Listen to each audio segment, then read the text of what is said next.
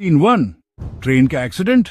दोस्तों, अगर आपको लगता है कि ट्रेन की यात्रा हमेशा मजेदार होती है तो जरा सोचिए, बिहार में हुई एक घटना कुछ और ही कहानी बताती है। दरभंगा से नई दिल्ली जाने वाली बिहार संपर्क क्रांति एक्सप्रेस बीच में ही दो हिस्सों में बंट गई। जी हाँ, आपने सही सुना। समस्तीपुर मुजफ्फरपुर रेलखंड में खुदीराम बोसपूसा रेलवे स्टेशन के पास ट्रेन के डिब्बे इंजन से अलग हो गए। शुक्र है इस हादसे में किसी को चोट नहीं आई है।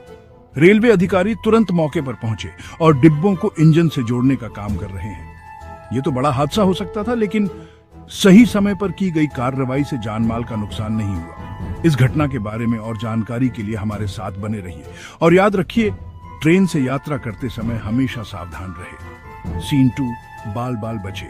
ये थी इस घटना की ताजा खबर। ऐसे ही अहम अपडेट्स के लिए सब्सक्राइब जरूर करें।